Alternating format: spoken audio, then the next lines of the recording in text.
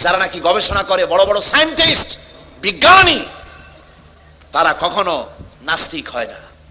বড় বড় বিজ্ঞানী কোনোদিন নাস্তিক হয় না। আল্লাহরে মানুক আর না মানুক, অন্তত এইটা স্বীকার করে নিশ্চয়ই এই সব কিছুকে কন্ট্রোল করার জন্য কেউ না কেউ আছে, নইলে এইরকম সিস্টেমেটিক পদ্ধতিতে এটা চলতে পারে না। আমি গত কয়েক বছর আগে মহাশূন্য গবেষণাগার, যেখানে মহাশূন্য গবেষণা হয়, হিউস্টন, আমেরিকার একটা স্টেট, এখানে নাসা মহাশূন্য গবেষণাগারের কয়েকটা সেন্টার আছে। একটা হচ্ছে ওয়াশিংটন, একটা হচ্ছে ফ্লোরিডা, আর একটা হচ্ছে হিউস্টন। হিউস্টন যেখান থেকে মাইকেল কলিন্স, নীল আর্মস্ট্রং যেখান থেকে তারা চাঁদে গমন করেছিল, সেই জায়গাটা, সেখানে আমি গিয়েছি। হিউস্টন ইউনিভার্সিটিতে আমার প্রোগ্রাম ছিল। ওরা আমার জন্য সময় বার করলো মহাশূন্য গবেষণাগার দেখার জন্য। 5 ঘন্টা সময়, 5 দিন লাগে দেখতে, বিশাল এরিয়া। আমি 5 ঘন্টা হাতে সময় ছিল, আমি দেখলাম, বিজ্ঞানীদের সঙ্গে কথা বললাম কিভাবে তারা চাঁদে গিয়েছিল। নীল আর্মস্ট্রং যে পোশাকটা পরে গিয়েছিলেন, সেই পোশাকটা এখনো আছে। যে গাড়িতে চাঁদে নেমেছিলেন, সে গাড়িটাও সেখানে আছে। সেখানে আপনার এই সামিয়ানাটার মতো এরকম একটা প্লেট লাগানো আছে, সেই প্লেটটা তামা। ওই প্লেটে লেখা আছে যে আমি যখন চাঁদে নামলাম তখন আমার কানে একটা আওয়াজ এলো। সে আওয়াজটা হচ্ছিল, আমি মিশরের রাজধানী কায়রোতে একটা সেমিনারে গিয়েছিলাম। দুপুরের সময় মসজিদের মাইক থেকে যে ধরনের আওয়াজ শুনেছি আমি, ঠিক চাঁদে পা রাখার সাথে সাথে ওই রকম একটি আওয়াজ আমার কানের মধ্যে প্রবেশ করেছে। পাগলেরা বুঝবে কি? 2 পাতা ইংরেজি বই, 3 খান বিজ্ঞানের বই পড়িয়া কয় সব বুঝেছি। কিচ্ছু বোঝো নাই, কিচ্ছু বোঝো নাই। আইনস্টাইন এত বড় মনীষী মৃত্যুর সময় বলেছেন, জ্ঞান সমুদ্রের বেলাভূমিতে দাঁড়িয়ে সামান্য বালুকণা নিয়ে নাড়াচাড়া করলাম, জ্ঞানের অসীম অকুল সমুদ্রের কিছুই দেখতে পারলাম না। শেখ সাদী রহমতুল্লাহ আলাইহি বলেছেন, মৃত্যুর সময় মালুম শোধ কে হিচ মালুম না শোধ, সারা জীবন বসে সাধনা করে বুঝিলাম ইহা যে কিছুই বুঝিলাম না। কথা কি বোঝায়? মাথার মধ্যে আসে? আর এই ছাগল পাগল 2 দিন ইউনিভার্সিটির বারান্দা দিয়ে ঘুরছে, ডক্টরের ডিগ্রি একটা লাগাইছে, জনমের মতো ডক্টরের ডিগ্রি লাগায়। শকুনে যত গোস্ত খায়, এই গোস্ত যদি কিনে খাওয়া লাগতো তাহলে শকুনে এত গোস্ত খাইতে পারতো? লেখাপড়া তো আর লাগে না, এই সমানে ডিগ্রি লাগাচ্ছে ম্যানেজ করে। এই সব ডিগ্রির দাম নাই। কোরআন শরীফের জ্ঞান যার কাছে নাই, তার জ্ঞানের কোনো মূল্যই নাই। বিজ্ঞানীরা কিভাবে মহাশূন্যে গিয়েছেন, কেমনে গেলেন, কিভাবে গেলেন, সেগুলি সব আমি দেখেছি। আলহামদুলিল্লাহ, তাদের সঙ্গে আমি কথা বলেছি। বিশাল এই সোলার সিস্টেম, সৌরজগৎ।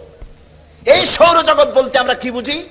সৌরজগৎ বলতে বুঝি সূর্য, চন্দ্র, পৃথিবী, নেপচুন, বৃহস্পতি, ইউরেনাস, মঙ্গল, এগুলিকে আমরা সোলার সিস্টেম, সৌরজগৎ বলি। কিন্তু এখানেই শেষ নয়। বিজ্ঞানীরা বলেছেন এই প্রত্যেকটি গ্রহের আবার আলাদা আরেকটা সোলার আছে, আরেকটা সোলার সিস্টেম রয়েছে, প্রত্যেকটির আলাদা আলাদা রয়েছে। এবং গত মাসে নাসার বিজ্ঞানীরা তারা নতুন আরেকটি তারকা আবিষ্কার করেছেন, যেই তারকা পৃথিবীর মাটি থেকে 7 কোটি আলোকবর্ষ দূরে। আলোকবর্ষ কারে বলে?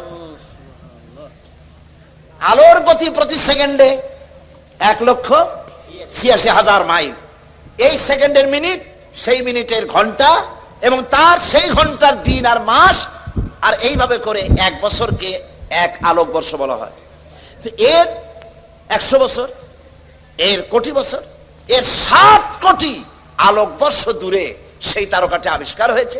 বিজ্ঞানীরা আরো বলেছেন যে এমন এমন আরো অনেক তারকা আছে, যেই তারকার আলো সৃষ্টি হওয়ার পর পৃথিবীর মাটিতে আজও স্পর্শ করতে পারে নাই।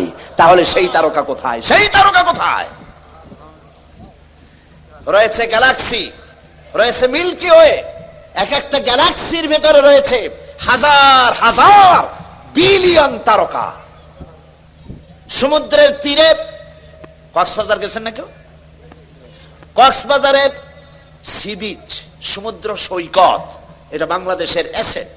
পৃথিবীতে আমি যত সমুদ্র আর মহাসমুদ্র দেখেছি, আমাদের দেশের কক্সবাজারের সমুদ্র সৈকতের মতো এত লংগেস্ট সি বিচ পৃথিবীতে আর নাই। এটা সবচেয়ে বড় সি বিচ। বিজ্ঞানীরা বলেছেন সমুদ্রের তীরের বালুকণা গোনা যেতে পারে।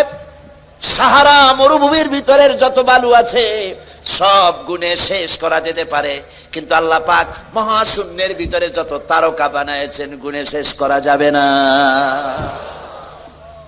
তাহলে এত তারকা যদি থাকে, আর কোন তারকা দাঁড়ায় নাই, সূর্য দাঁড়ানো নাই, চন্দ্র দাঁড়ানো নাই, ইউরেনাস দাঁড়ানো নাই, বৃহস্পতি দাঁড়ানো নাই, মঙ্গলও দাঁড়ানো নাই, সব কি করতেছে? সব ঘুরছে। কোথায় পেলাম? এইখানে। বিজ্ঞানের আসল বই কোনটা? কোরআন। চিল্লায় বলুন কোনটি? পিরোজপুরের যুবকেরা, পিরোজপুরের মুসলমানেরা কোরআন বুকের সাথে জড়িয়ে ধরো। বিজ্ঞানের মূল উৎসই কোরআন। কোরআনে কারীমে রব্বুল আলামিন বলেছেন ওয়া কুল্লুন ফি ফালাকি ইয়াসবাহুন। মহাশূন্যের ভিতরে যা আছে সব ঘুরছে, কেউ দাঁড়ায় নাই, সব সন্তরণশীল, সব ঘুরছে। অথচ এই যে তারকাগুলি ঘোরে, সূর্য ঘোরে, তারকা আমি যতটুকুন দেখি আসলে কি ওইটু বলে? সূর্যটাকে আমরা দেখি একটা ফুটবলের মতো। এই সূর্যটা কত বড়? বিরাট তো কয়ে তুলেন। এই পৃথিবীর চাইতে 13 লক্ষ গুণ বড়। বিজ্ঞানীরা অনুমান করেছেন, ফিতে দিয়ে তো আর মাপতে টাপতে পারে নাই, ওর কাছে যাওয়ার আগেই তো পুড়িয়ে শেষ হয়ে যাবে, মাপবে কোন সময়? আন্দাজে একটা অনুমান করেছে পৃথিবীর চাইতে কত লক্ষ গুণ বড়? 13। পৃথিবীর চাইতে, খুব খেয়াল করেন, পৃথিবীর চাইতে 13 লক্ষ গুণ বড় একটা সূর্যকে যদি ফুটবলের মতো দেখায়, তাহলে তারকাগুলি কত বড়, যার কারণে অত ছোট্ট দেখা যায়। এই তারকাগুলি গ্যালাক্সির ভিতরে মিল্কি ওয়ের মধ্যে রয়েছে হাজার হাজার বিলিয়ন তারকা। সেগুলি কত বড়? বিজ্ঞানীরা বলেছেন যে সূর্য পৃথিবীর চাইতে 13 লক্ষ গুণ বড়, এইরকম 3 কোটি সূর্য খায়া পেটের মধ্যে রেখে দিতে পারে এইরকম হাজার হাজার তারকা আল্লাহ পাক মিল্কি ওয়ের মধ্যে গ্যালাক্সির ভিতরে তৈরি করে রেখেছে। তাহলে আমার আল্লাহ কত বড়? সুবহানাল্লাহ গো। যার সৃষ্টি এত সুন্দর, এত বিশাল, এই তারকাগুলি এখন মনে করা যাচ্ছে সূর্যের চাইতে তারকা বড় না। এই তারকা খাওয়ার আবার আর এক জন্তু আছে, তার নাম হলো ব্ল্যাক হোল।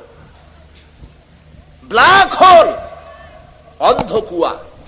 এই অন্ধকার কুয়া মহাশূন্যের ভিতরে একটা নয়, হাজার হাজার, কত হাজার আছে, বিজ্ঞানীরা গুণে কুল পায় নাই। সেই কুয়াগুলি কি? সেই অন্ধকার কুয়াগুলি হলো তারকাগুলি ঘুরতে ঘুরতে, কেউ তো দাঁড়ানো নাই, সবগুলি ঘুরতেছে।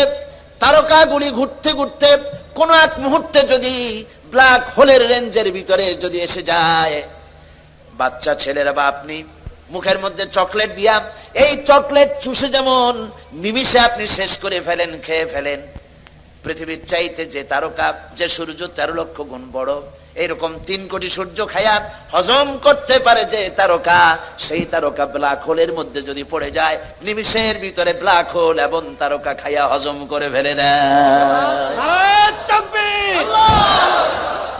আল্লাহ রাব্বুল আলামিন আজ বিজ্ঞান আবিষ্কার করেছে ব্ল্যাক হোলের কথা, কিন্তু আমার নবীজি এই ব্ল্যাক হোলের কথা বলে রেখেছেন 1400 বছর আগে। আল্লাহ বলেছেন, আল্লাহ পাক বলেছেন ফালা উকসিমু বিমাওয়াকিন নুজুম, সূরা ওয়াকিয়া।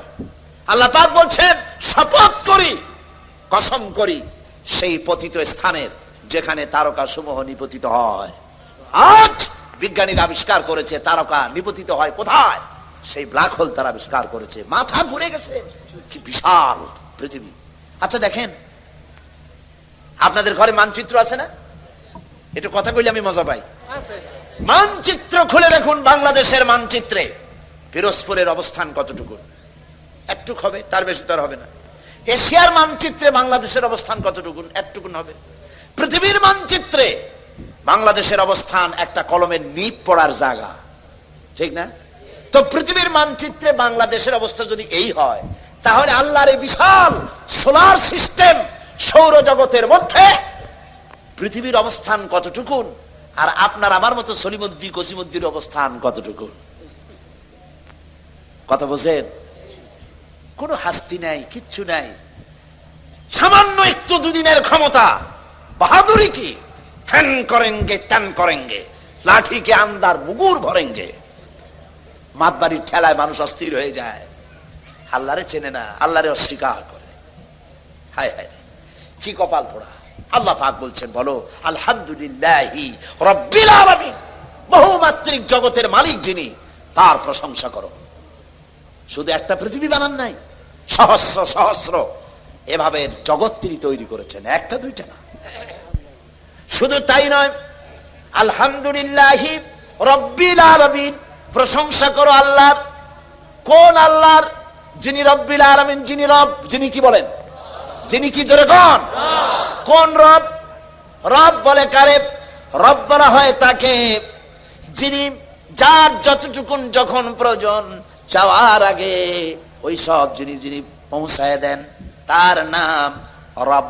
তার নাম আমার যখন দাঁতের দরকার ছিল, আল্লাহর কাছে চাওয়া লাগে নাই, দরখাস্ত করা লাগে নাই, সময় মতো আমার মুখে আল্লাহ পাক দাঁত পৌঁছায় দিয়েছেন, ঠিক কিনা? আল্লাহ পাক আমার শরীরটাকে বানায় দিয়েছেন, কোনো দরখাস্ত করি নাই, কোনো আল্লাহর কাছে দরখাস্ত করা হয়নি। আমার হাত লাগবে, পাও লাগবে, নাক লাগবে, চোখ লাগবে, বড় লাগছে? কিছু বড় লাগে নাই। বিনা দরখাস্তে সুন্দর একটা বডি আমাকে দান করলেন। বলি আলহামদুলিল্লাহ। কোন আলহামদুলিল্লাহ? আল্লাহ তো এটার জন্য কোনো ট্যাক্স চান নাই। ট্যাক্স এসেছেন? এই যে বৈদ্যুতিক বাতি জ্বলছে, আপনাদের বাড়িতেও বৈদ্যুতিক আলো আছে, ফ্যান আছে, মাসের শেষে বিল আছে কিনা? আছে কিনা? যদি বিল না দেন তাহলে আপনার লাইন থাকবে না লাইন কেটে দেবে? লাইন কেটে দেবে। খুব সহজ করে। এবার আপনি বলেন, শীতকালে যে শীতের মজা ভোগ করলেন, গরমের দিনে যে ঠান্ডা বাতাস পেলেন, বাতাসের ভেতর থেকে যে অক্সিজেন গ্রহণ করলেন, এজন্য আল্লাহ রাব্বুল আলামিন মাসের শেষে কোনদিন ফেরেশতা বিল নিয়ে আসছে নাকি, বেটা বিল দে, তা না হলে গেড়ি ভাঙিয়ে দেবো? জি আসছে? এরকম আসে নাই, ভবিষ্যতে আসবে নাকি? আল্লাহ রাব্বুল আলামিন কোন বিলের ব্যবস্থা করেন নাই, পয়সা দিয়া বিল দেওয়া লাগবে না, নিয়ামত খাওয়ার শুকর আদায় করো, আলহামদুলিল্লাহি রাব্বিল আলামিন, শুকর আদায় করো। আর দেখুন, সমস্ত নেসেসারি এসেনশিয়াল সব থেকে জরুরি জিনিসগুলি আল্লাহ নিজের হাতে রেখেছেন, না গভর্নমেন্টের হাতে দিয়েছে? আল্লাহ জানেন এগুলো ক্ষমতায় গেলে দারুণ শয়তানি করবে, সেই জন্য আল্লাহ এদের হাতে দেয় নাই।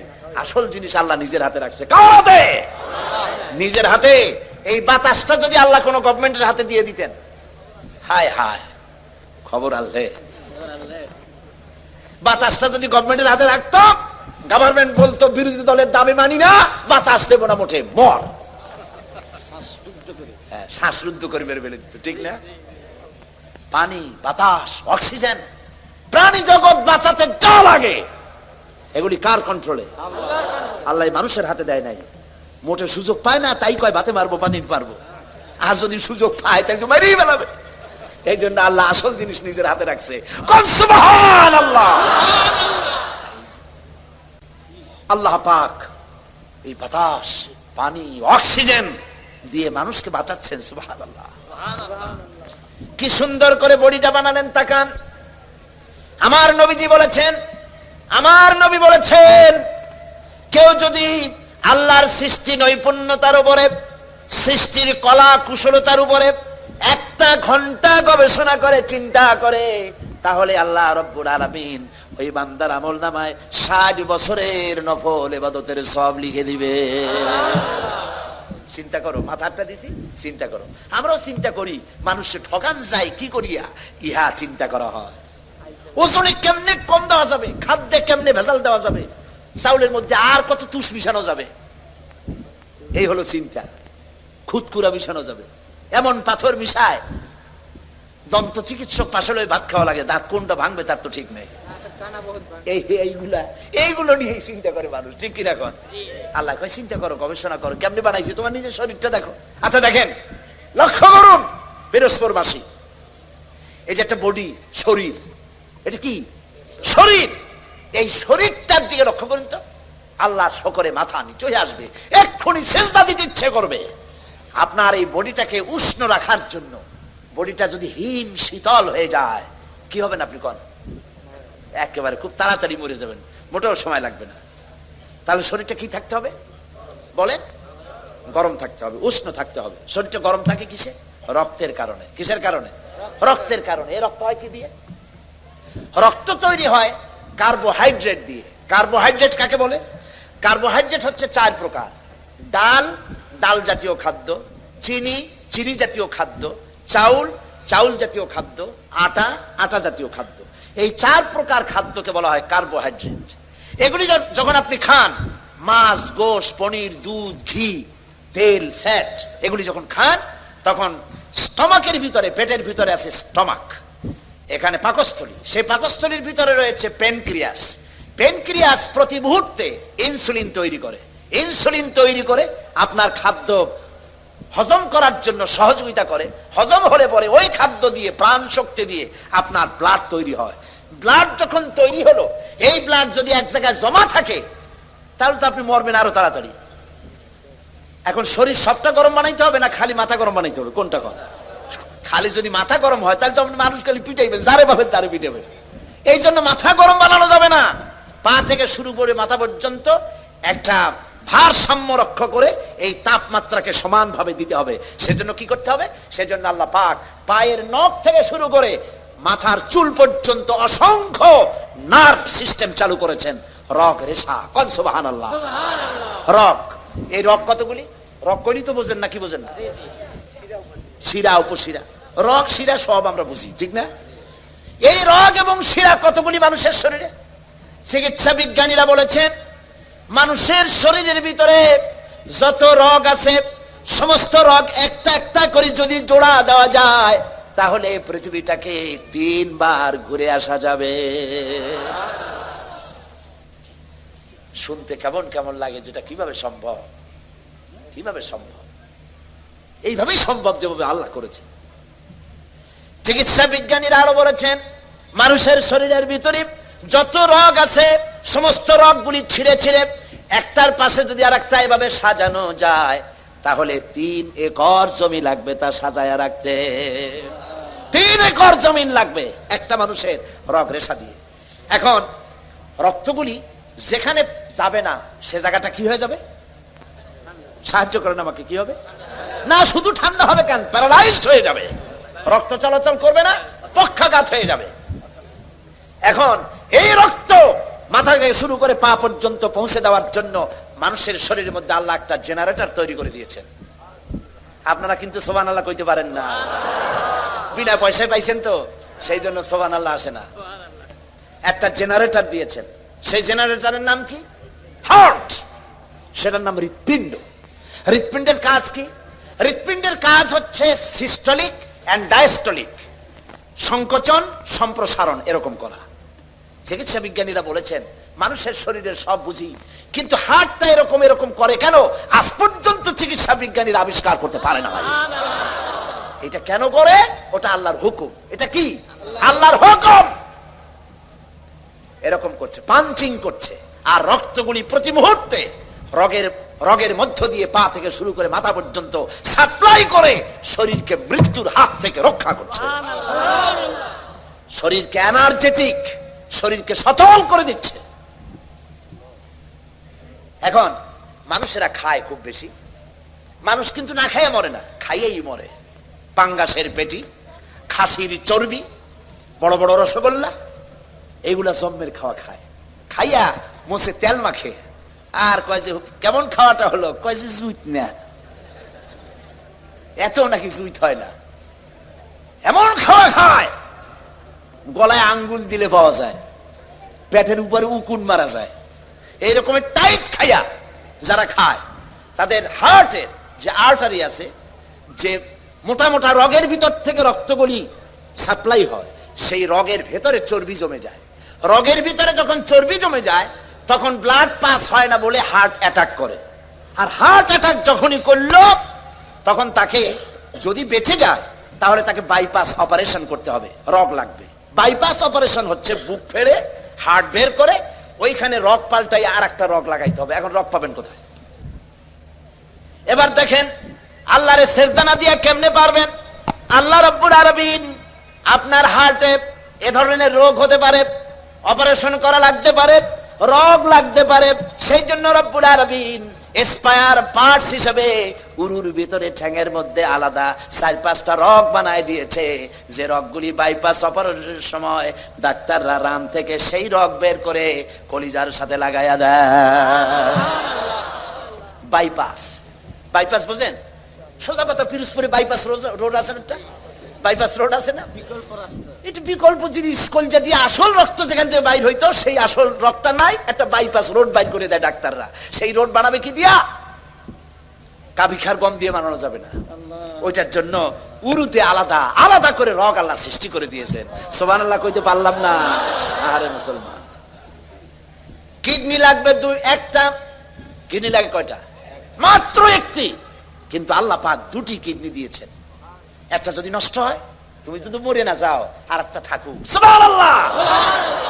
কিডনি হচ্ছে আপনার জীবন, বারবার পেশাব হবে, এই জন্য পানি কম খাবেন না, পানি বেশি পরিমাণে পান করবেন। যত পানি পান করবেন তত কিডনি আপনার সচল থাকবে। আলহামদুলিল্লাহ, কি নিয়ামত আল্লাহ দিয়েছেন এই শরীরে। তারপরে দেখুন বডি। এবার তাকান আপনার চোখের দিকে, কি সুন্দর 2টি চোখ। এই চোখ 2টি আছে বলেই তো পৃথিবী দেখি। সুবহানাল্লাহ।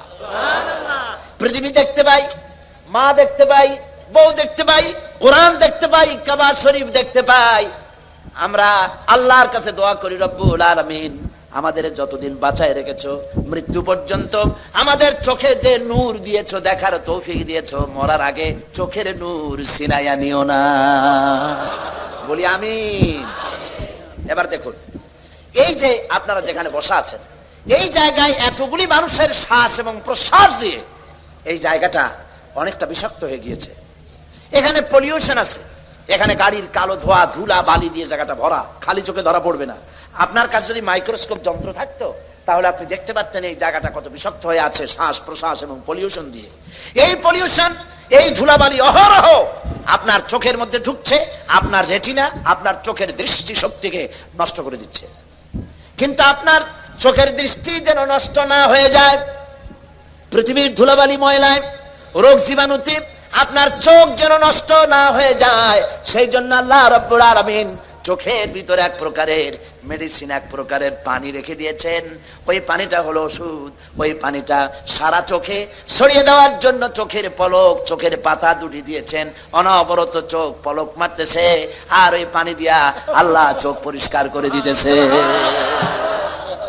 আরে এমন আল্লাহর সেজদা দেয় না মানুষ, এমন আল্লাহর সেজদা দেয় না। এই চোখের পলক আমরা তো ইচ্ছে করে মারি না। এই চোখের পলক এমনি হয়, অটোমেটিক হয় নাকি? অটোমেটিক হয় কিনা? আপনি ইচ্ছে করে করেন না, অটোমেটিক হয়। চোখ দিয়া সব সময় নেগেটিভ দেখি, পজিটিভ বানায়া দেখায় কে? আল্লাহ পাক দেখান। সুবহানাল্লাহ।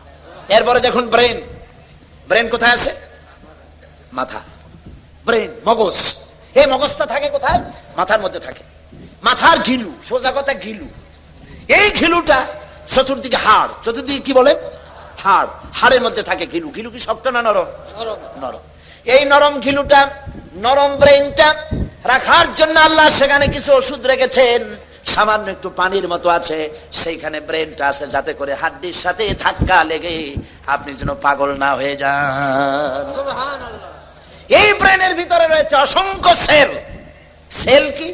সেল হচ্ছে CELL, সেল। অসংখ্য সেল আছে ব্রেনের ভেতরে। এই অসংখ্য সেলের ফাংশন কি? এর ফাংশন হলো, একটার ফাংশন হলো আনন্দ, তৃপ্তি, মেধা, চিন্তা, প্রজ্ঞা, সুখ, শোক, অনুভূতি। অসংখ্য কাজ আপনার ব্রেনের মধ্যে রয়েছে। অসংখ্য সাইডে এইগুলি রয়েছে। এর মধ্যে রয়েছে মেমোরি, এর মধ্যে রয়েছে স্মৃতি। আপনার যে কম্পিউটার আছে, কম্পিউটার দেখছেন না আপনারা? দেখেন, যাদের পয়সা কড়ি আছে কম্পিউটার কিনবেন এবং কম্পিউটার শিখবেন। গেলবার লন্ডন থেকে আসার সময় আমাকে একজনে একটা কম্পিউটার হাদিয়া দিল আমাকে। এটা হলো পৃথিবীর লেটেস্ট কম্পিউটার। এই কম্পিউটারের ভেতরে বটন টিপ দিলে পরে, মানুষের মাথায় আল্লাহ কি বুদ্ধিটা দিচ্ছেন চিন্তা করেন, বটন টিপ দিলে পরে সঙ্গে সঙ্গে সিস্টেম অনুযায়ী হাদিস, অন্তত 14,000 হাদিস সেখানে সাজানো আছে। আমি যদি চাই উজুর ব্যাপারে রাসূলুল্লাহ কি কি বলেছেন, আমি বাটন টিপবো, তখনই বুখারীতে কয়টা আছে, মুসলিমে কয়টা আছে, আবু দাউদে কয়টা আছে, নাসাইতে কয়টা আছে, বাইহাকিতে কয়টা আছে, শামাইলে তিরমিজিতে কয়টা আছে, 14,000 হাদিস সেট করা আছে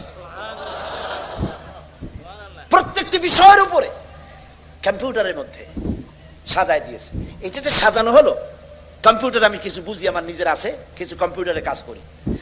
কম্পিউটারের ভিতরে একটা মেমোরি সেল আছে, সেটাকে ইংরেজিতে বলা হয় মাইক্রোচিপস। ছোট্ট 3 আঙ্গুল দিয়ে ধরা যায়, এই ছোট্ট 3 আঙ্গুল দিয়ে ধরা যায় মাইক্রোচিপস। এর ভিতরে 14,000 হাদিস আছে, এর মধ্যে অসংখ্য ডাটা আছে, অসংখ্য সেল আছে, পৃথিবীতে ডাটা যা আছে এর মধ্যে সব ঢুকানো যায়। বিজ্ঞানীরা বলেছেন কম্পিউটারের ডাটায় জানাই মানুষের ব্রেনে আল্লাহ এত মেমোরি দিয়েছেন, সেই মেমোরির ভিতরে পৃথিবীর সমস্ত তথ্য, ইনফরমেশন সবগুলি যদি ঢুকানো যায়, তারপরেও 100 ভাগের 1 ভাগ জায়গাও পূরণ হবে না। এ হচ্ছে সেই ব্রেন। এর কাজটা কি? রাস্তা দিয়ে আপনি হেঁটে যাচ্ছেন, ব্রেন আপনাকে কিভাবে বুদ্ধি দেবে দেখেন। রাস্তা দিয়ে হেঁটে যাচ্ছেন, অন্ধকার রাত, সামনে একটা সাপ পড়ে গেল। আপনারা বাড়ি যাওয়ার সময় যেন সাপ না পড়ে দোয়া করি, বলেন আমি। আবার চিন্তা করবেন সাপ পড়ছে, কাইলেন না যাই। রাস্তায় হেঁটে যাচ্ছেন, সামনে পড়ছে কি? সাপ। দেখছেন কি দিয়ে? চোখ দিয়ে। চোখ দিয়ে সাপ দেখার সঙ্গে সঙ্গে চোখ এটাকে ট্রান্সমিট করেছে বুদ্ধির কাছে। বুদ্ধি কোথায়? ব্রেনে। ওখানে চলে গিয়েছে। ব্রেন সঙ্গে সঙ্গে বলল হাতে লাঠি থাকলে পিটান মার, আর যদি লাঠি না থাকে অ্যাবাউট টার্ন ডাবল মার্চ, পিছে দৌড় মার। এই যে আপনি সাপ দেখলেন, সঙ্গে সঙ্গে দৌড় মারলেন, এই ডিসিশন নিতে সময় লাগছে কয় মিনিট? 1 সেকেন্ড।